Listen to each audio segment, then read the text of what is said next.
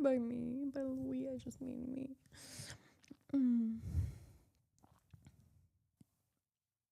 Hello, everybody. Welcome back to the Ida Hour.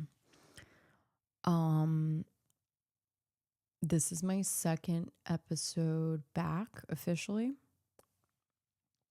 And it's odd because I did an episode yesterday, but this might actually be the first one I release. I didn't care too much for the episode I did yesterday. I felt very flat and not in my element. You know, I'm doing this solo, which I don't think I have much of an issue with because the last episode I did solo was, it was decently well received, I thought. And some people preferred me solo.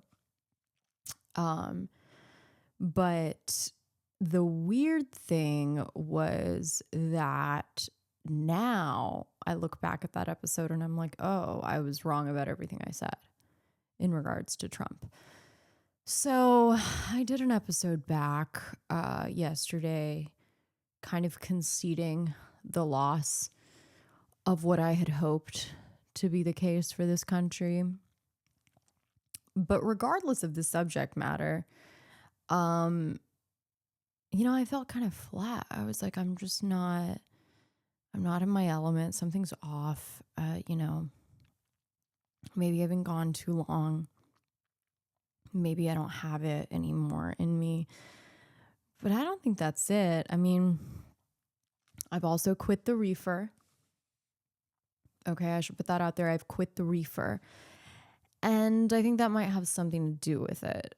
Not that I was always smoking the reefer before every episode previously, but I think I did quite often. And, you start to get in your head and you start like tying your identity to whatever substance or vice you are partaking in.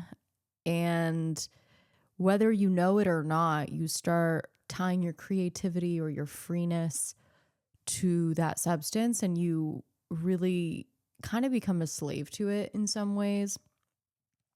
And you stop giving yourself credit for any sort of creativity you might have. And in doing so, when you strip that substance away, you feel as though you're incapable of producing anything worthwhile. And that's not good, right? So I thought, hey, I'll switch to alcohol. Because I'm not doing the weed. I'm kidding. I am actually having a drink though, so I'm not really kidding. I'm not really a drinker. I don't really like alcohol that much. And I thought I like to have one sometimes, like at dinner usually or in a social setting, but this is somewhat of a social setting. I mean, you guys aren't here with me. This is highly parasocial, but I'm also participating in the parasocial nature of this. So I feel as though I'm amongst friends. I hope I am. Okay. If you're a hater and a loser, actually it's good that you're watching. That's still helpful to me. But yeah, so I tried to like incorporate, and also it's not just that I've quit the reefer. It's also the subject matter about like, Gaza. It's like, there's not that much to joke about. Like, what's funny is what a comical miscalculation I made voting for Trump, thinking that this was going to be a new era. But what isn't comical is that there's like, tens of thousands of people starving with our taxpayer dollars, and I completely don't consent to that. And so I feel extremely guilty for voting for him, and I made a huge miscalculation. And so the episode I did yesterday was basically like my form of a concession, and I tried to make it moderately funny, but it's like, how funny can you be about a military siege, a genocide, and a purposeful starvation that's completely avoidable of innocent civilians that is like done completely on your behalf? So it's like, you can only say Gaza Lago so many times before you realize, is this funny? I don't know. You start to not be able to draw the line between like, am I actually capable of making this funny? And so then what ended up happening was like, I didn't have any substance in me, which I haven't for quite some time now. And without that crutch, I just kind of convinced myself that I was feeling too like flat and that I can't really produce a single coherent or interesting thought. And that, I actually don't know if it was good. I haven't listened back to the episode, but I knew that I didn't feel like I was saying anything of substance. So, I was like, let's just do a do-over this time with a drink. Although the drink hasn't hit me yet, so I'm just being like painfully honest. I still feel that flatness to a degree, but I did listen to some Kanye beforehand, and so like that did lighten me up to some degree. Life of Pablo. Okay, it was before it was before the new era. All right. I listened to some music beforehand to hype me up, and that made me feel a bit better. Music is wonderful, but although without, I don't want to say like what the substance is. I feel like reefer, like YouTube's not going to punish me for that. Obviously, you guys know, the green, the Mary Jane, the ganja. And okay, like I'm talking about this as though I've been clean and sober for years, but it's been a month and a half. It feels like 4 years though. I'm gonna be real with you. Like I'm gonna keep it 100. It feels like I've been off the thing for 5 years. And I don't really like alcohol. I don't like anything else. I don't want to do hard drugs. I'm not interested. I don't want to take Lexapro. I don't want to take a benzo. I don't want to take an opiate. I don't want to take crack. Okay, I'm not interested in any of it. What I was interested in was being California sober. Okay, and for those of you who don't know, okay, California sober means that you live a pretty healthy lifestyle, but you smoke. Okay, not like all day long, not nicotine. I don't do nicotine. I don't like the vapes, all of that. But just like, a few hits every now and again to just kind of like take you high to the clouds. It's nice. It agreed with me. It agreed with my body. It does not agree with everyone. And I totally accept that. Like there are some people that just absolutely should not participate in that pastime, especially if you have like some mental stuff, or if you have, which we all do to some degree, but like if it just doesn't agree with you, if you're like even like slightly bordering on manic or like schizo or any of those things, like no judgment, but like that's not the drug for you, clearly. If you have like really bad anxiety, it can either really help with that or it can exacerbate it. For me, it always helped, but for a myriad of reasons, I decided it was time to let it go. And I didn't like have some plan to do this. I knew I was going to quit eventually. And many of you told me to. Many of you told me to keep going. I just kind of decided one day I was done with that. And like, maybe this isn't that interesting to talk about, but to me, it's just like the most honest thing I can talk about, because I tried to record yesterday without it. And I was like, oh, maybe I like suck completely and I can't produce anything without that. But that's a lie. It's a lie you tell yourself. If you think like alcohol is something you need, if you think weed is something you need, if you think like drugs are something you need in order to, get through the day or be creative or whatever it might be. It's not the case. It's a lie we tell ourselves, and we really buy into that lie. I don't know. I might prove that point right though. Like if this episode sucks, then holy shit, I'm sorry. And maybe I should go smoke, but I'm not going to, because I want to preserve my lungs and my speaking voice. And, there was some article about vaping recently that's just like, ooh. And it's not like a nicotine vape, do I have stuff in my teeth? It's not like a nicotine vape. It's obviously, you're not smoking it all day long. In this case, you're taking a couple hits and then you're Gucci. But even those couple of hits, it's like it all adds up, and what you're doing is you're taking yourself out of the moment without really realizing it. But at the same time, it is on purpose. You're trying to escape the moment. You're trying to numb whatever it is that you're feeling and kind of enter an alternate dimension or reality, if you will, to feel a different feeling. It's not that you're not feeling anything. You're feeling a lot of things. You're feeling great things, but you're not in the moment and you're not dealing head on with whatever it is you're feeling. And that's kind of with any substance. And while that's good to a degree, it can't really be a daily thing. But with me, I was kind of almost doing it daily. I really was. not every day. There were some days I didn't. And those days that I didn't do it, it wasn't like I didn't want to. I just was not doing it. So I would like prove to myself that I didn't need to do it. But I was still thinking about it. And so in that way, I was enslaved to it. And so I thought, if I ever do want to smoke weed occasionally at one point again in my life, then I have to stop now. I have to stop now, and I have to like not make it a daily thing. And it's gonna, oh my gosh. I'm drinking this, like what the thing I'm drinking, it's actually quite good. It's Tanteo jalapeno tequila with like 5 or 6 limes squeezed in, dash of club soda, salt, and some fresh mint leaves. And it's spicy, and it's giving me like a dopamine rush, more so in flavor than in the effect of the alcohol, because it has yet to hit me. But alcohol as a drug, I just find to be incredibly limited in what it gives me. And creatively, I don't find that it really helps. Maybe one helps to just like kind of loosen you up. But anything past that, you're making a fool of yourself. You're out of control. The worst parts of your personality are often showcased. And I know that people like to think that they're the exception to that rule because like, no, I'm the funny alcoholic or I'm the good alcoholic. It's like nobody's that good on alcohol. And you can disagree with me all you want. Sound off in the comments if you think that that's not the case. But in almost every single situation that I've encountered with people who are funny, not funny, all ranges of the spectrum, alcohol seldom makes anyone better. Sure, there might be like the one case. And if you really are enough of a narcissist to think that like you're that case, then great. I hope it's paying you a shit ton. And really, honestly, even in that case, you'd probably be better without it. You'd probably just be better without it. And I find that it's really the downfall for so many people, many of whom are very talented. And then they end up in the same trap that I ended up in, which is you need the thing to make you good. You need the alcohol to make you good. You need the weed to make you good. It's like, no, you just have to be good.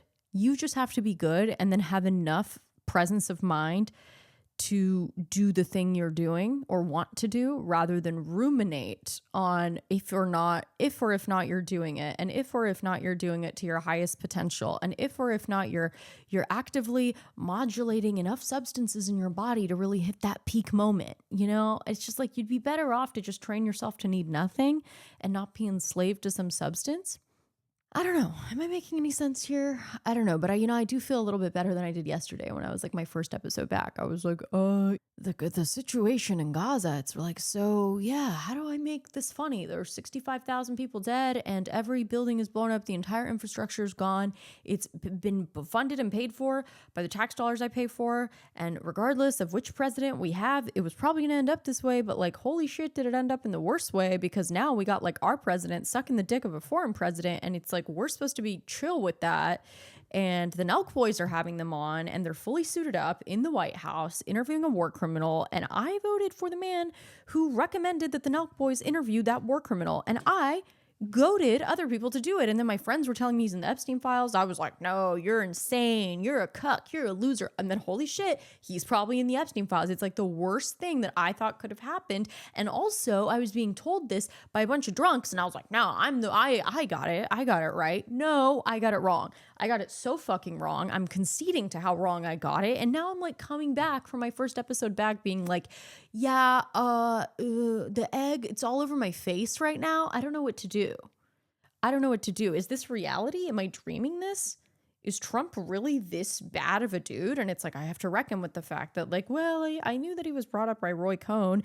I know, he hasn't really claimed to be some moral beacon of hope, but I thought, at the very least, he would be enough of a narcissist to want to preserve his legacy. Nay. He just wants to get through these 4 years, have his VP go to every podcaster out there, and invite them over for coffee or whatever and be like, hey, so here's what you're going to go say on your show. People that I've known. What? It's so insane. It's so comical. This is like the world we live in. This is the country we live in, But that's reality. And then I'm over here thinking like, well, you know what? This is like a really shitty situation. Maybe if I just like took one hit of weed, I would have been able to be a little bit better. in my performance as though this even matters. It's like I'm talking into a microphone, you know, for like 2,000 people, maybe 3,000. I don't know how many of you are actually going to listen to this. I've probably lost every Patreon subscriber I've gotten. Join, by the way, I'll be consistent, I will, but I might just do a website because who knows? But join the Patreon. I'm going to start uploading on Patreon again. And God knows I can say more on there. It's just weird. You know, it's weird. It's a weird time. It's a period of transition for me. You know, I'm transitioning away from certain people, from certain substances, from certain places, trying to graduate into the next chapter of life. And I would be lying if I said it was easy. It is not. However, I am also deeply aware of the fact of how easy my life is compared to just about everybody else in the world. Well, maybe not everybody, certainly not everybody, but it's much easier. I'm really thinking about the children who are starving in Gaza. Like, I really shouldn't complain about anything, you know, other than myself for just like, I just rather just apologize for telling anyone to vote for Trump. I am sorry. You know, I hate to say it. I guess I just thought it was going to be a time of like patriotic resurgence and like, you know, fuck the libs kind of energy. And that just isn't what happened. You know, that just isn't what happened at all.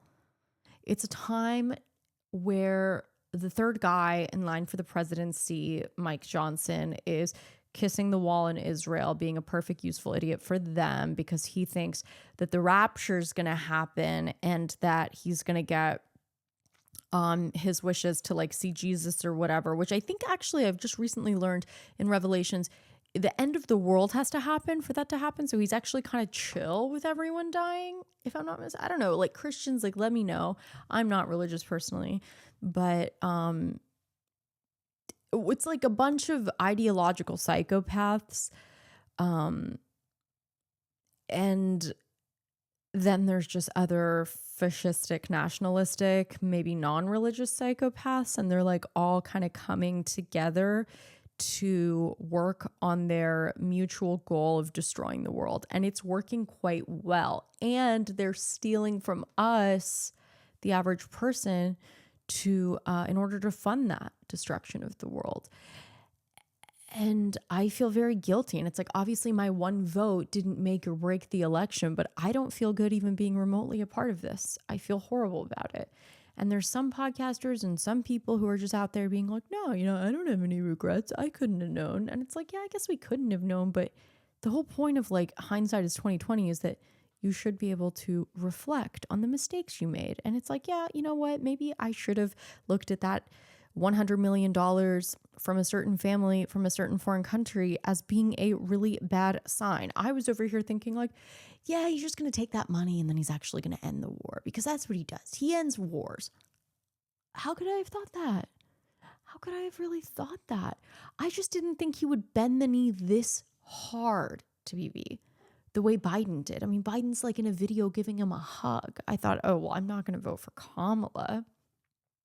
On top of the fact that the woman can't even form a sentence, like she's just going to be worse in every respect. And I think I was wrong.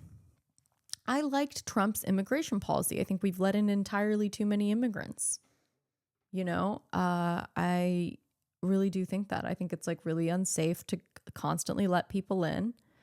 I don't know how many it's been, like 10 million people in the last, it's a astonishing number. Nothing against those countries whatsoever. I think they are great countries. I don't necessarily want an immigrant population of any group, any ethnicity, just kind of coming in without any real consideration. And you know, that's actually what's happening. That's unfortunately what's happening. And so I thought, hey, here's a guy, he's going to go after the criminals first. Wrong about that. What I've learned is like, you really can't trust people based off of what they say. I thought at least and in that regard, I thought, okay, because I wasn't completely stupid. I was like, yeah, he might say a bunch of shit, not do it. But at the very least, he didn't get us into any wars the first term. So he's not going to do that this time. And then like immediately he gets elected, like bombs Iran.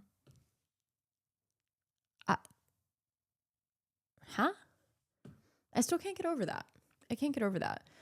I don't know if I'm going to put out the episode that I did yesterday, but I kind of go over this in that episode. I'm going to drink this drink.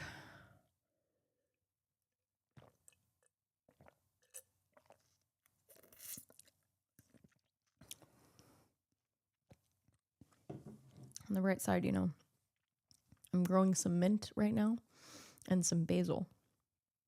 And that's been nice. Getting a little green thumb as the world burns down around me. I thought, why don't I cultivate my garden? As Goethe said, you must cultivate your garden. So that's what I'm doing, That is what I'm doing. I'm trying to think less and do more. I'm trying to ruminate less and move more. Although that's very difficult without the, it's funny. It's like I wanted to be high before I worked out. I wanted to be high before I ate food. I wanted to be high before I I had to do much of anything. Like, it kind of got to that point. And obviously weed's not addictive the way cigarettes are addictive, or, the way you become dependent on alcohol or other substances. It's not a chemical dependency. It's a behavioral dependency. However, it's still a dependency. So you are not exempt from this ideation you have of constantly needing to have that in your system in order to function or perform on any decent level. And I've now gotten past that to a degree. It's only been a month and a half. Holy shit, I'm talking about I sound like somebody at an AA meeting. I used to be one of you, and no, it's been a month and a half. It feels like 4 years though, frankly. It really does. But in that month and a half that I went cold turkey, it's been good. For the most part, it's been good. At first, it's quite easy, right? Because you're actually kind of living off of this high of quitting. You're like, oh, I'm so much better than this. I don't need no program. I don't need no 12-step. Bitch, I got this. And then you hit a wall. And then it's a month and a half and you're like, well, okay, so I haven't smoked, but at this point, what is this it? This is reality? Okay, but this is it? And I forget that I was sober all the time when I was smoking weed, but I was always looking forward to the weed. So you don't really even fully feel sober because you're just looking for the hit. And that's a weird high. And then you quit, and then you're you have this high of quitting. And then you're just flatlining on nothing all day, except the coffee you have in the morning. And then you kind of crash on that.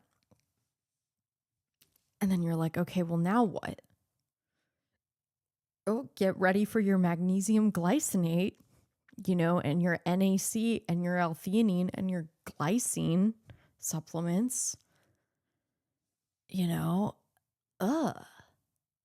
So I'm in that phase of it right now, which is why I don't really feel like I'm giving you guys my best. And for that, I am sorry, because I know there are people with far bigger problems in the world, and this is not much of a problem. It is more of a little bit of it's just a hiccup. That's it. I'm fine. I don't need to I don't need any sympathy. It's not that. I guess I'm giving a little bit of an explanation as to why I might not be bringing it for you guys. Not that I was some professional clown before this. I wasn't selling out a Hyenas Comedy Club or the Hollywood Improv. But nevertheless, I feel like I was giving you guys something. I also had a co-host, I did disappear though. I should address that with you guys on the Patreon. I will do that. I will address that on the Patreon.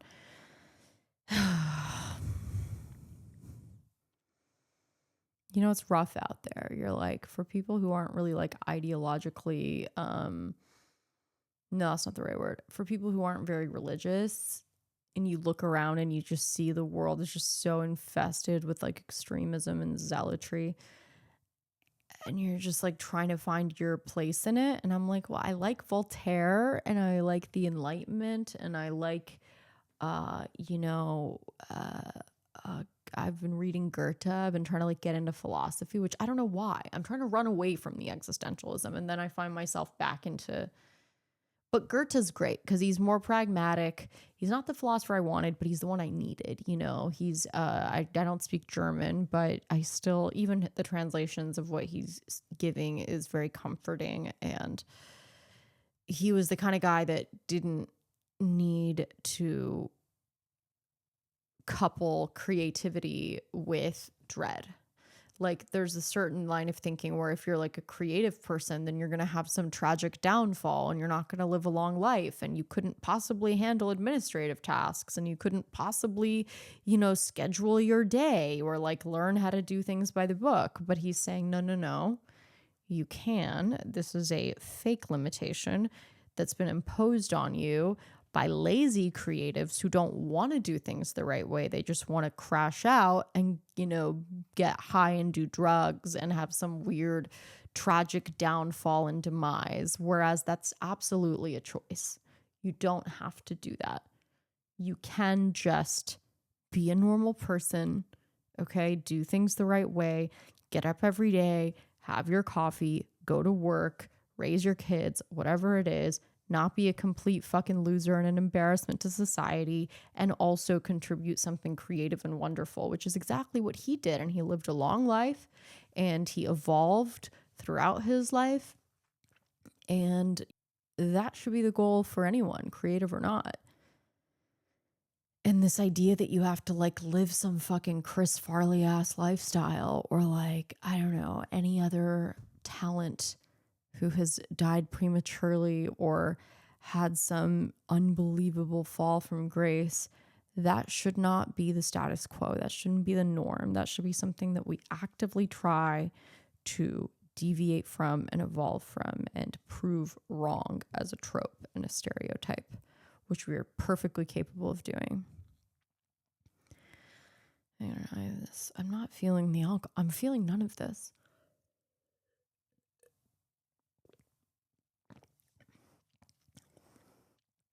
I think like quitting weed, I'm just constantly trying to feel something. And the only time I do is like when I watch the news and then I feel too much. And then I'm just like, oh my God, turn this off. I'm just a girl. I wasn't meant for this. I wasn't meant to learn all this. At the same time, I think people who aren't talking about Gaza and who aren't talking about this absolute fucking genocide are in a way complicit. I did like, not to like say that I'm so good, but you know, when I did podcast, I was like, I did like 4.5, 5 hours on Gaza, on Israel, Palestine. I did, not to separate Palestinians as Gazans, you know, or people in the West Bank. They are one people. I don't like when people separate them, but I did that right after October 7th, and I kind of went through some of the history. I didn't go that much into detail. You know, I'm not like Daryl Cooper. I'm not Dave Smith. I'm not one of these like brilliant historians, but I did what I could and I did what I knew at the time. And then I tried to be light and funny, which is like what, you know, I didn't talk about it much after that because I was like, this is a comedy show. Like I'm not trying to talk about persecuted peoples all day long, but I did want to speak out on it because I feel very passionately about it. But then I kind of dropped off for a little bit. You know, I think I missed a few weeks of podcasting, huh?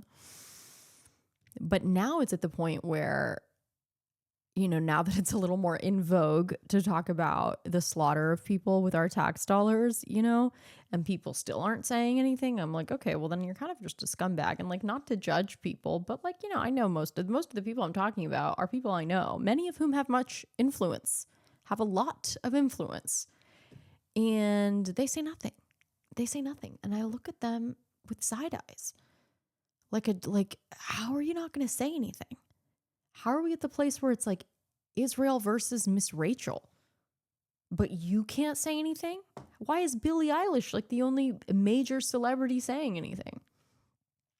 It's nice to have, I don't know, Christina Ricci and Lucy Liu, but it's like, come on, can we get like a Sabrina Carpenter up in here? Can we get a Chappell Roan up in here? Which she has actually, I think, said some stuff. But it's very, very disappointing because it's like, if you're going to say nothing, then just say nothing. Just don't say anything.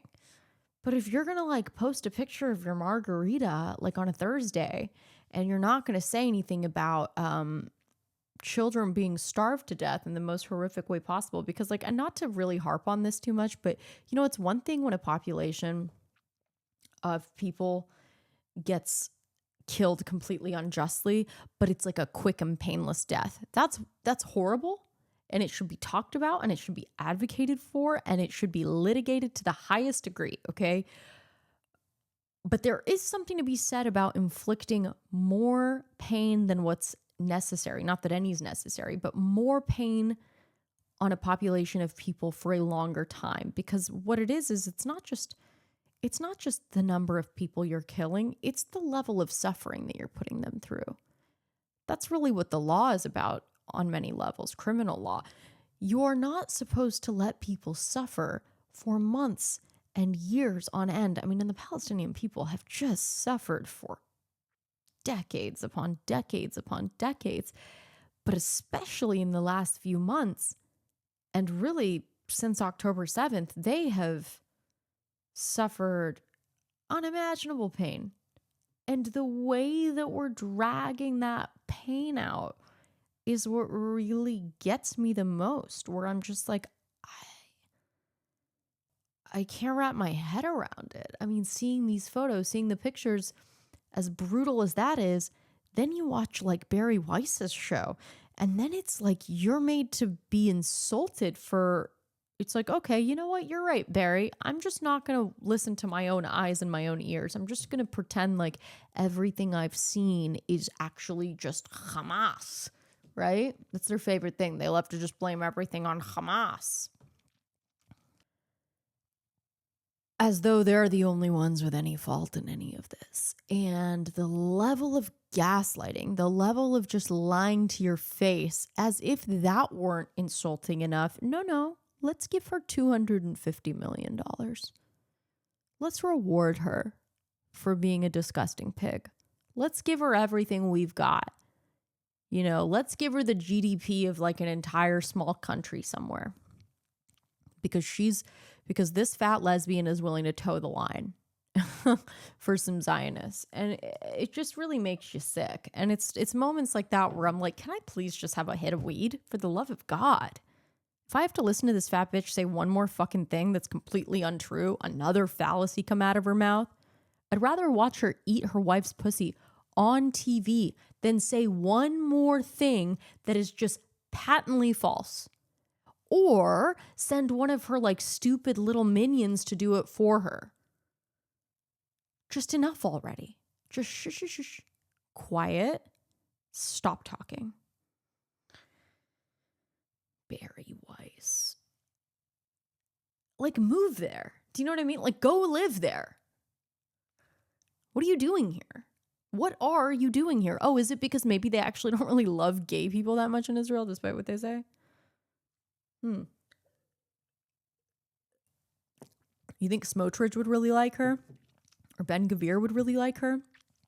I said this yesterday in the episode that I don't even know if I'm going to release, but in case I don't, it bears repeating. You know, Smotrich and Ben Gvir, as monstrous and horrible as they are, at least they stand on business and they have their principles and they're not lying about it, right? They have to send monsters like Barry Weiss out to do the cleanup, right? The damage control.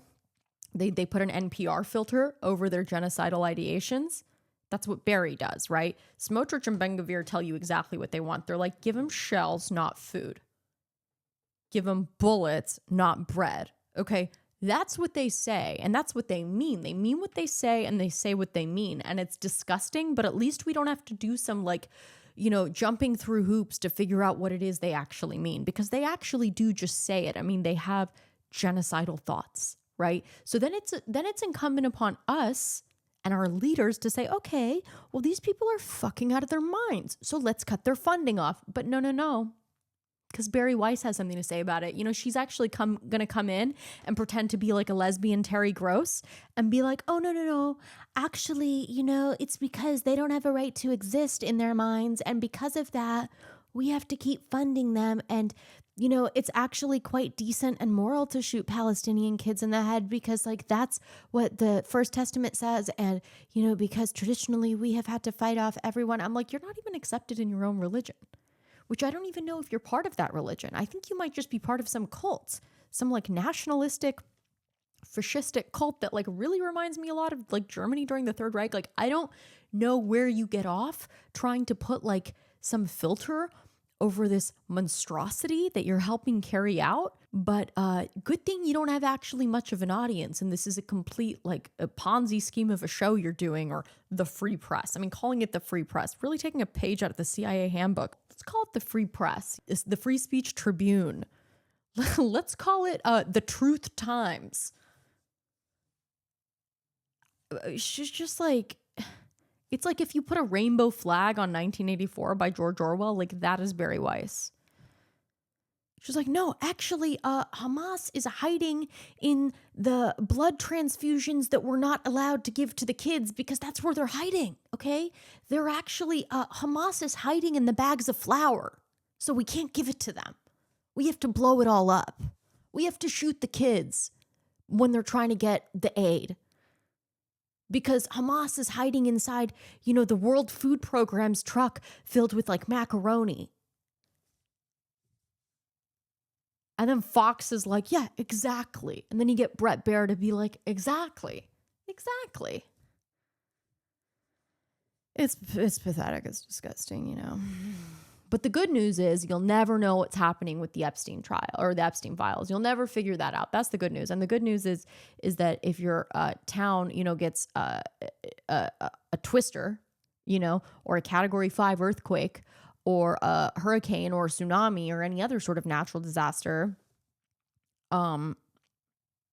you can get federal funding from FEMA if your government decides to pledge allegiance to Sabra hummus and whatever other Israeli company is out here in our stores. We just have to make sure we don't boycott them, which I think goes against the First Amendment, but that's neither here nor there. As long as you do the right thing and say Am Israel Chai as you buy your ingredients for shakshuka, which they also stole from Tunisia. They act like, Israel acts like they like created shakshuka. It's like, that's Tunisian. Whatever, as long as you pay them their dividends, you're Gucci, you're good. They'll give you FEMA money. It's fun. It's like, I wonder if the Hurricane Katrina victims thought about reading the Torah. Maybe they wouldn't have ended up in that predicament. I don't know. We just live in such cartoonish times. It's really difficult to be funny about it. It's not easy. It's like, how do I make a joke about this? You can't really. You just have to like ignore it and like do the Seinfeld thing where you just make jokes about things that like don't matter at all because you got $1 billion, but you can't let anyone like know about that. Can you imagine being as pathetic as Jerry Seinfeld? You have $1 billion and you still go and do like, you try out new jokes at the Comedy Store? My brother, like, quit. No one likes you anymore. Just go be rich. Isn't that the goal? You stole a man's wife when she was on her honeymoon. The country you support more than the US stole a bunch of land, and you probably stole a bunch of jokes, and not very good ones at that. And now you're out here trying to like still do comedy. You're gonna bump someone at the Comedy Store in the belly room so that you can do like 3 lines about how I don't know, the pens at the bank are chained to the bank teller desk as though that's what you want to steal or whatever it is you supposedly do comedy about. I'm gonna go out on a limb here. Seinfeld sucks. Not a good show. Curb is better, and Larry David sucks too today. Used to be great, but like it's like not that funny. I'm kind of over this neurotic humor Oh, I'm so introspective. I've never thought about the country of people that I support, although I'm not an observant religious person. Never thought too much about that, but I think a lot about like my social interactions and shut up. You're not funny. You suck. You're funny in like a gate-kept fucking filtered NBC in the 90s kind of way, but you aren't funny on your own. You're not making people laugh in interviews. You suck. Jerry Seinfeld sucks. Amy Schumer sucks. Sarah Silverman, who I used to like, sucks. These people suck. They're not funny. They don't make anyone laugh anymore. They go out there and say some weird lib shit, and we're all just supposed to like, Sarah Silverman, like all her interviews is her going around talking about like how great Robbie Hoffman is. I like Robbie Hoffman. Robbie Hoffman's a funny, like lesbian girl who's like married to Gabby Windey. I think they're both very talented, very funny. Sarah Silverman, yeesh. Yeesh. It's over for you. Just go off gently into that good night. Ride off into the sunset. Enjoy your millions. Enjoy your hairy pussy that you show on TV shows, and we don't need to hear about you or see you in any capacity other than your bits from the 90s that occasionally make waves through TikTok or Instagram when the algorithm's having a slow news day. We don't need to hear from you anymore. Goodbye. Good luck to you. Thank you for your service in the 90s when everything was wonderful and you made jokes about like socks. That's over now. We're over here like killing people all the time. The scandals of yesteryear, Monica Lewinsky and Bill Clinton getting it on in the Oval, would not even be a blip in our radar today. Because today, it's like there's 5 news stories, right? It's like the greatest soccer player of all time is like dead, right? A UFO has crashed down in the middle of Times Square, but like nobody cares because there's also a shooter in Times Square and like the news doesn't know which way to go. And then at the same time, there's like Love Island and like everyone's paying attention to Love Island. And then you like, Dave Portnoy's over there wearing his yarmulke. I almost got a job, or I tried to get a job at Barstool. Then this whole thing happened and I'm like, yeah, I don't really want a job at Barstool anymore. No, thank you. Goodbye to you. I'll just be broke. I don't really want to work for a guy who's like waving around the fucking Israeli flag. I'm good. I'm good. Thank you for that. No, thank you. No shade to anyone that works at Barstool, but how meaningful is your life if that's the guy you're working for? And I like his pizza reviews. I like the guy. Before all this, I liked him. I'm starting to feel this a little bit now, although I don't know if it's the drink I'm feeling or like the fact that the Tanteo is so spicy, it's just like it really gives you a dopamine rush. It's not quite as good as weed, but it'll get me there. It'll get me there for now. I'm in this like weird thing where I'm like, do I watch The Sopranos or do I just not do a Groundhog Day thing again? It's like every time I go through a remotely rough time, I'm like, let me rewatch The Sopranos. It's like, no, I need to grow up. I'm never too old for The Sopranos, I can always go back to The Sopranos, but I want to stop repeating the same mistakes. I need to stop repeating the same mistakes. I need to grow, I guess. I need to like have kids. I think. Do I really want to reproduce in a world like this? I don't know.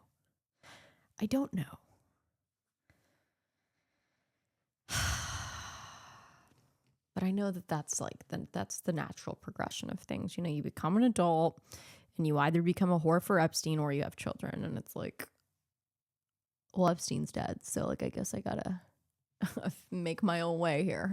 I'm not gonna do an OnlyFans, I don't think. Unless like this really gets no views, in which case it's like back to the drawing table, back to the drawing board. It's like, I don't know. I've been going shooting, that's fun. I replaced weed with shooting guns. I do like that.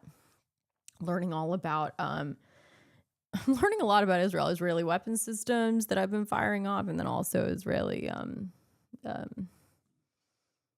war crimes. But it's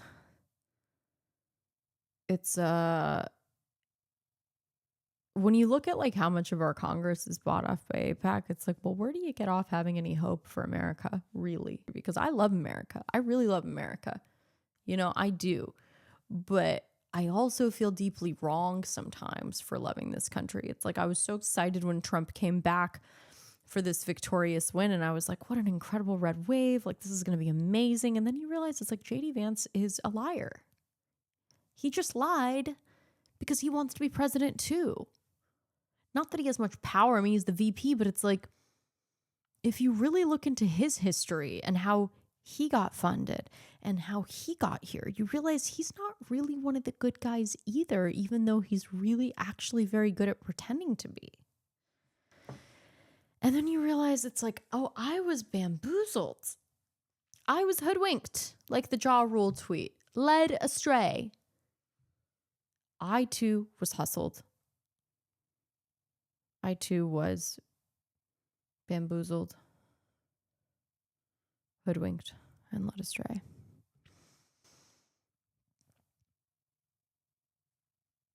It's like, oh, he's so good. You know, he's so tolerant. He married an Indian woman. Why am I impressed by that? Let's do past tense. Why was I impressed by that?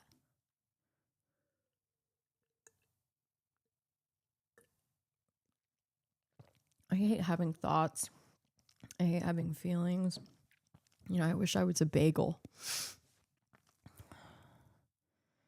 I wish I was a carrot. I wish I was a rabbit in a hat. I wish I had like the brain of Kim Kardashian, which is like, there's not really a whole lot going on up here, but there's a lot of industriousness. There's a lot of work ethic, and there's a big giant schedule that you have to attack every day. So you just do not have time to like think about the world's issues. You need to make a bag, you know, and you need to be hot as fuck. And that's it. It's like, I think I was born to be hot. Like, why do I care about things in the world? It's like, I could be living a wonderful life. I could have Ida Lago. All right. I could have like a wonderful penthouse and like a beautiful abode and like waterfront property. And I would only post about tragedies of the world when like my handler told me to, because it would be good for business. Because I need to be mindful of the optics. But then like right after that, push the beauty brand, push the fashion line, push whatever you need to push, and like let some Black people out of jail because that makes you look good too. Great. That's a good life. Look like you're 20 when you're 50. She's not even 50, but she's going to look like she's amazing forever. I kick myself every day for not going that route. At the same time, it just completely disagrees with my upbringing and like what I feel in my heart. But like what I feel in my heart is getting in my way, as it has in the past. You know, it's like I should have just gone the right way, towed the line, and gotten some part in a Disney show that I auditioned for when I was 14, and like not tried to have opinions on things, and like not hang out with like comedians who are having like dinner with the vice president. You know, don't try to be like amongst the funny or interesting people. Don't try to be subversive. Don't try to be interesting. Don't ever try to be ironic. Don't you ever try to be contrarian, girl. Just you put that ponytail up, you put your hairspray on, you put your earrings on, push the tits up, and go to work. That is the route I should have taken. And every day, the more horror that befalls people, the more I realize that would have been a better life. But it wouldn't have been very Zoroastrian of me, which is my people's first religion before the Arab invasion and before Islam overtook Iran. What a tragedy. But I know I don't want Israel running Iran, and I know what they really want is Iran, you know. I don't think they're going to get it. They'll be neutralized before then, I think. Politically, we're not getting Iran. We've got 90 million Iranians there, and as much as they hate Islam, it's like they hate Western or Western aligned powers telling them what to do, but they love the West. Iranians love America, but they don't really want. Some of them do. Some of them are fine with it, but others, for the most part, don't want the West telling them what to do. And I think they'll rally around their own flag before they do that, as much as they would have preferred the old Persian flag with the lion and the sun before Islam came over. People don't realize it's like Iran has been Islamic since 1980. It was not like that before. The reason I live in the United States is because the CIA like overthrew the elected Iranian government in the 50s, and then they made way for the Islamic regime to come through in 1980. But before that, it was a pretty westernized society. It wasn't perfect. It had issues, but it was not what it is right now. And I think people seem to think that it's like an Arab country and that it's the same as all of this other, but it's like Saudi Arabia is brand new. You don't really realize that. Like Jordan's brand new. You don't really realize that. Like Qatar is basically like the Monaco of the Middle East. It's just like one big giant money laundering operation. If you really look into any of this stuff, which people don't do, then you realize like everything's brand new. Everything's twisted. Why can I not just be a hot girl in LA drinking my smoothie? I always think like, oh, I can do both. I can do both, but it's like, it's not true. The more I read the news, the more wrinkles I'm going to get and the uglier I'm going to get. And I can't have that happen. So I just need to dumb myself down. I don't know if I need lithium.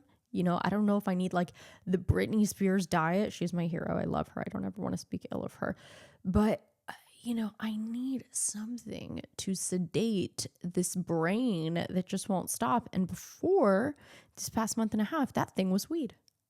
And I no longer have that. But I do have food and I do have shelter. And for now, I can't speak to the future, but for now, there's nobody doing any acts of terrorism that I can see. I don't want to knock on wood, but it's like, well, I'm not going through. My point is I'm not going through what the Palestinians are going through. I also found out there's like, I don't know, a ridiculous number of people, like 500,000 people in Sudan died of starvation in 2020, since 2023 till now. Now, they're still in bad shape. Currently, Gaza's got them beat in terms of like how urgently they need care. Cause like, I think the Sudanese thing I don't think it's like better, but I know as it stands right now, the Gazan people are far and away like at the most danger right now of malnutrition, starvation, and death and bombing because they are blockaded. But there's also like an unbelievable tragedy of Sudanese children that I literally didn't even hear about. I did not even hear about it until I had to like go seek out that information. We just don't hear about things. And it doesn't mean that they're not happening, but for people like Kim Kardashian, or I don't mean to use her as like, I actually really like Kim. I really admire her in a lot of ways. I really, really do. I say this because I admire her and I envy her ability to overlook all of this and just keep going about her business. And like, I love Skims. Like, I love that brand. But I just like, I hate that I feel this need to, first of all, know what's going on, talk about it, feel something about it, and however it ends up fucking me over, say something about it. Not that I'm so amazing for that, but I just do envy the people who, I both resent people who don't say anything about it, and I envy them. Can I feel both of those things? I miss weed. I really do.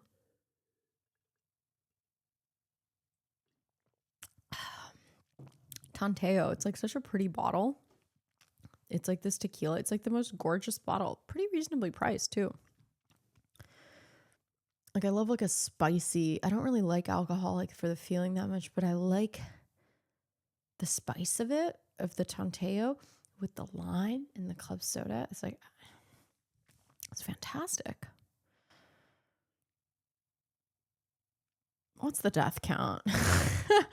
Yeah, hey, well, while we're here.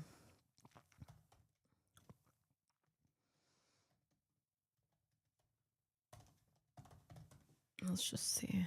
Okay, 60,000 was a week ago. By the way, this is like not including the bodies that are under the rubble.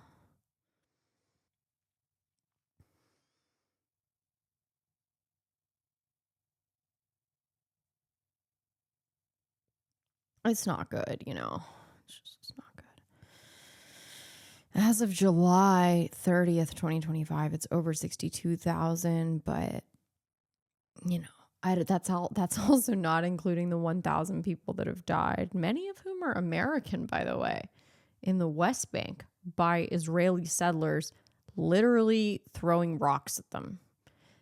These are the very, very, very religious Israeli settlers. These aren't like, I don't want to say like the average person in Tel Aviv is like throwing rocks at a person, but it's like they kind of are with their mind, you know, and with their opinions. But the people in the West Bank, like they are not playing around. Like they think that G-D is like telling them to do this because those people are like Amalek. I'm not making this up. Like I've researched it. Like this is what they think. And so they think it's like their right to steal the land and kill those who are in it, and like often killing them in a really brutal way. Like there was an American dude who I think like 2 weeks ago was beaten to death in the West Bank. And then there was another guy that died from smoke inhalation from a fire that was set by an Israeli settler. Like you can't really make it up. The scale, the sheer scale of the tragedy. It's like if Astroworld was like geopolitics times 1,000. And it's like the politicians just want to make a bag and they want to be successful like in their political campaigns, and they don't really care what the history books say about them as long as they feel powerful in that moment. And then the people who are part of their coalition just happen to be extremists that are performing acts of terrorism. So it's just like a funny position that we as Americans find ourselves in, because it's like, hey, like, why do we have to be involved in this? You know, like, I don't think the founding fathers were like really wanting this to happen. I know we haven't really done a lot of good all the time. We've done a lot of bad. It's very conflicting for me too as an Iranian, because I'm like, well, I only live in the US because Iran was ruined, but I also love being an American, and I'm very grateful for being born here and raised here. At the same time, I have deep love for Iranian culture and the history and the poetry and the, you know, unbelievable resilience of my people. But at the same time, it's like, anyways. And I have a lot of Persian Jewish friends in LA that I can't relate to them at all, because they choose Israel over Iran every single time. Every single time. And I can't do that. I cannot do that. I see what they do. They inflict the horror they inflict on the world. And I cannot for a second pretend that I have any sympathy towards Israel. None whatsoever. In fact, they are the biggest thorn in America's side. And there's literally not a goddamn thing we can do about it. In fact, this video is probably going to get buried in the algorithm on some level. A, because nobody knows who the fuck I am. Fine. But also because, like, if you say these keywords, like, it is going to rank you less. It is going to lower you.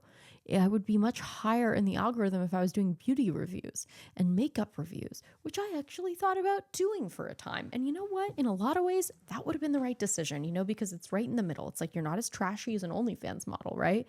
But you also don't have to like talk about the news of the day. I can show people how to do a nice like winged eyeliner, which I don't even really wear, but I could do it if I wanted to.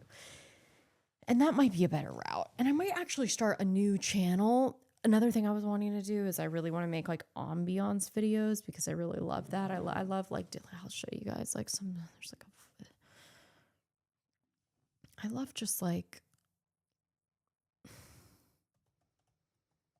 a good like cyberpunk ambiance video, you know, just like when you like feel really a lot of like conflicting feelings. You want to feel calm but anxious at the same time. And you want some like nice John Carpenter lighting, and maybe like a computer kind of like from the early 2000s kind of vibe, and it's like coding by itself because there's some robot that's doing it for you, and it's like 2077, and it's like Blade Runner, and it's just like nice colors, and maybe you're in an intergalactic spaceship, and it's, you're on some, I don't know, you're in some space station and you're floating around.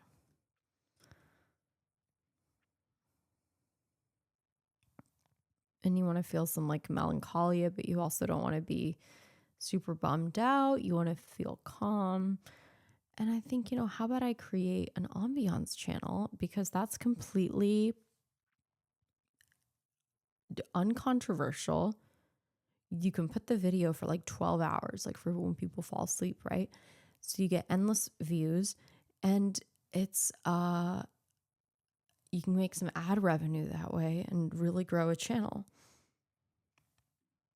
So I think that's what I might do. And it's pretty easy with AI to like get the base of it set up. And as long as you know some like basic Photoshop, you can kind of modulate it to your liking. And here, I'll show you guys. Like, this is one that I just stumbled upon. This isn't even like a favorite. I mean, there's so many better ones, but there's just like some nice, you just want to feel a little something. You want to be in an immersive experience. One that is far better than the one you're in, but not totally removed vibe-wise from the nightmare of today. So it's like a nice melancholy. It's a little bit of an ASMR, it's a little bit of like a lost in translation, like sad but happy, but weird, but good, but bad. Rain falling, blue lights, moody music. Sadness in the key of D minor. It's nice, it's nice. It's just nice. There's another one called like Cowboys in the Rain that I quite like. Just kind of, for when you're just kind of going to sleep and you don't want to think about anything and you want to get lost in a moment. Obviously, I love Nemo's Dreamscapes. I'm a huge proponent of Nemo's Dreamscapes. Shout out to them. John and I used to always listen to them during the episodes, and we love that. That's so vibey. It's so nice. But, just like imagine you're in a world that isn't this world. Imagine you're on literally the surface of any star or planet other than the one we're on. And for a moment, you'll feel some peace.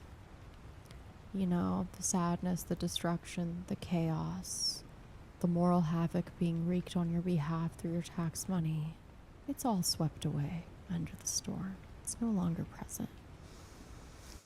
You're now in a snowy castle.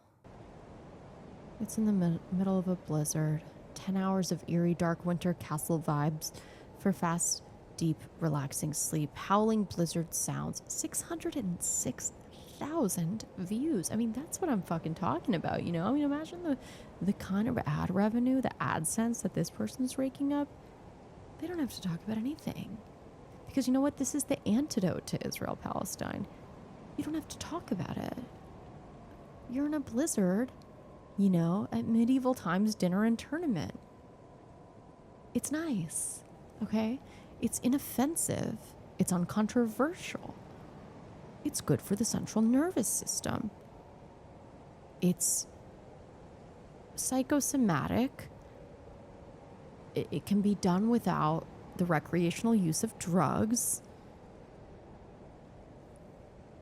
It just puts you in a place of both peace but melancholia at the same time. So it's not truly invalid. It's not fake, right? It's not contrived. You might be feeling a little bit of melancholy, but you also don't want to be having an anxiety attack. So you just put on like a blizzard in the castle and you're like, well, this feels quite right. This really does resonate with how I feel. This actually is quite a mood. It is quite a vibe. It's not dishonest. It evokes a feeling of both pleasure and pain, but it subdues all of the feelings that I don't want to feel. It mutes them. It puts them into the background. It's like a ghost pipe, It detaches you from the feelings that make you sad. But it doesn't make you not feel those feelings. It just detaches you in such a way that you can observe those feelings, validate them, and then let them go. much like a meditation. But it doesn't require the discipline of closing one's eyes or saying a mantra or paying $90 to be a part of transcendental meditation, because it's really a cult and a Kabbalah in Los Angeles and not something that you can just participate in unless you have the money to opt in. It's just a castle. It's just a castle in the sky, and it's nice. And it feels good. And then when you get kind of bored of that, because God knows we only have the attention span of a beaver or of a toddler, we go into a relaxing blizzard with a fireplace, crackling deep sleep, cabin in the woods, a dog sleeping. Who doesn't love that? I mean, with AI, like, we certainly could make any of these, right? The views I could get on YouTube. I just wonder, like, sometimes I wonder, like, should I podcast? Or should I just live in anonymity, get a regular job, and do these videos for a little extra side hustle? I don't know. You guys let me know. There was somebody actually on my Spotify who left me a comment. The reason I'm recording this again today, I think his name was like Morgan. Peter Morgan. No, Peter Morgan created The Crown. I'm sorry, that's not the right. His name, Troy Morgan. You left me a comment on my Spotify. I don't often get comments on the Spotify. I get YouTube comments, which I welcome and appreciate very much and would like to see more of. But it's rare that I get a comment on my Spotify. And somebody said, when the world needed her most, she disappeared. And congrats, Troy. Your comment made me record. It did. I finally was like, you know what? I got all the gear. I got everything set up. The world is going down in flames. Why don't I say a few words? Why don't I do a eulogy for mankind at the moment, or for at least the Palestinians?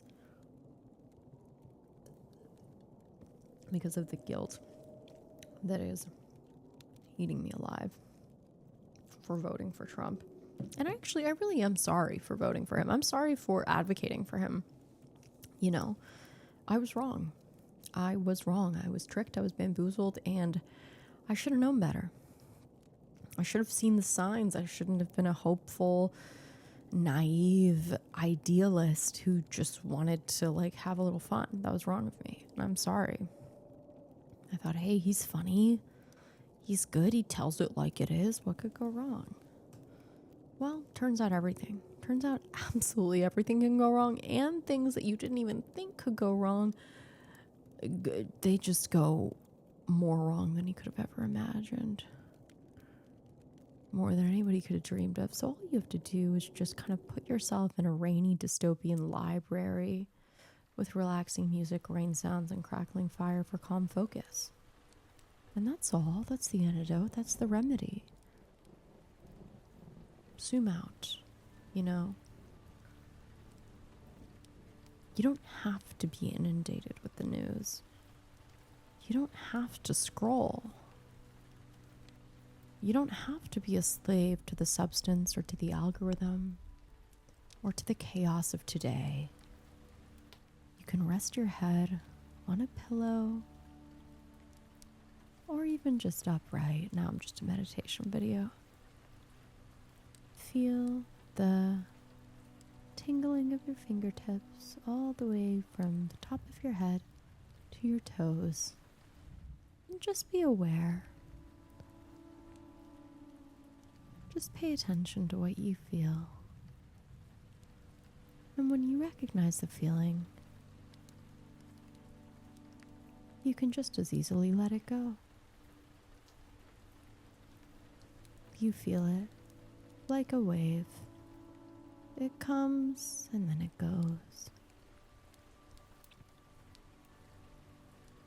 And bring yourself into an upright position. The flight is taking off. You are being liberated from all worry, from all stress.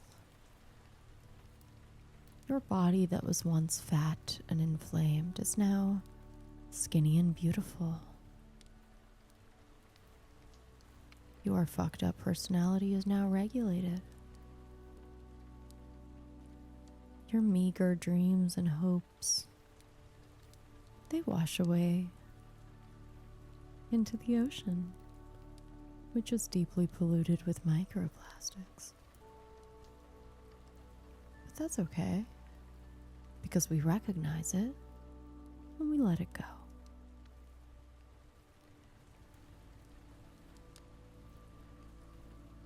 Take a deep breath in. In through your mouth, feel your stomach get real big. And then we're going to breathe out in a six count.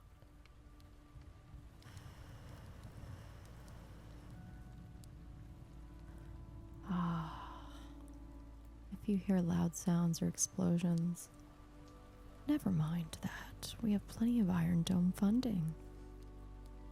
It's fine. Run to the bomb shelter of your mind. Run to the dusty recesses of your brain. If you get too stressed, just imagine you're in a pre-9/11 world where there's not a care or worry in sight. If Kim Kardashian was a time capsule, if her mindset was a decade, an era, it would be kind of like a 90s Miami vibe going into like the 1990s, right before 9/11, before that brisk September morning when the beautiful World Trade Center came crashing down. You don't have to think about that. You just take a deep breath in and breathe out.